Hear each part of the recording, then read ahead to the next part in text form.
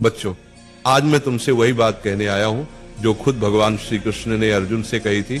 उठो, जागो और तब तक मत रुको जब तक लक्ष्य की प्राप्ति न हो जाए। आज तुम्हारा रणभूमि में कोई युद्ध का मैदान नहीं, तुम्हारा रणभूमि है तुम्हारा किताबें और सपने, तुम्हारा गांडीव है तुम्हारा पेन, और तुम्हारा दुश्मन कोई और नहीं बल्कि तुम्हारी आलस्य, डर और टालमटोल है।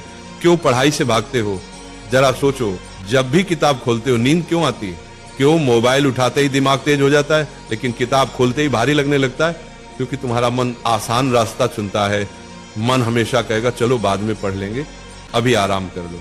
लेकिन गीता कहती है आत्मा ही मनुष्य का मित्र है और आत्मा ही मनुष्य का शत्रु है। मतलब क्या? अगर तुम मन को कंट्रोल कर लो तो वही तुम्हारा सबसे बड़ा साथी है, लेकिन अगर मन ने तुम्हें कंट्रोल कर लिया तो वही तुम्हें बर्बाद कर देगा। अर्जुन भी डरा हुआ था। उसने कहा, हे माधव, मैं नहीं लड़ सकता, मेरा मन विचलित है। श्री कृष्ण ने कहा, हे पार्थ, उठो, तुम्हारा कर्तव्य युद्ध करना है और युद्ध से भागना अधर्म है। अब सोचो, अर्जुन को कुरुक्षेत्र का युद्ध जीतना था और तुम्हें अपनी पढ़ाई का युद्ध जीतना है। अर्जुन अगर मैदान से भागता तो इतिहास उसे कायर के रूप में याद करता। अगर तुम पढ़ाई से भागते हो तो आने वाली पीढ़ियां तुम्हें हारने वाले के रूप में जानेंगी।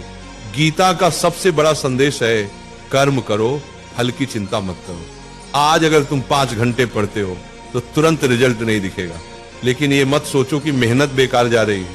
हर दिन का पसीना, हर दिन की पढ़ाई तुम्हारे अंदर ज्ञान और आत्मविश्वास का पहाड़ खड़ा कर रही है।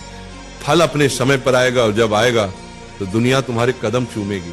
आज तुम्हारा असली दुश्मन पढ़ाई नहीं, तुम्हारा असली दुश्मन है आलस्य, ध्यान भटकना, सोशल मीडिया और कल से पढ़ेंगे वाली सोच।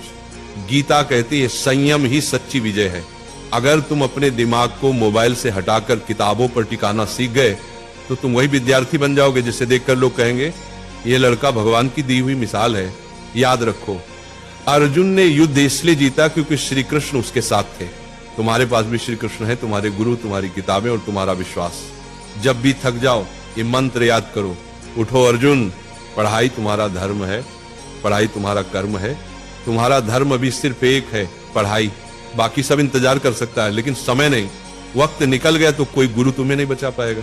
अर्जुन ने मैदान में खड़े होकर कहा था, हे माधव, अब मैं तैयार हूं, अब मैं अपने धर्म का पालन करूंगा। आज तुम भी वही कहो, हे प्रभु, अब मैं आलस्य से लड़ूंगा, अब मैं किताबों को अपना धर्म मानूंगा। आज से तुम पढ़ाई से भागोगे नहीं, आज से तुम किताब को दुश्मन नहीं बल्कि सबसे बड़ा मित्र मानोगे। आज से तुम वही विद्यार्थी बनोगे जिसे देखकर माँ बाप की आंखें गर्व से भर जाएंगी।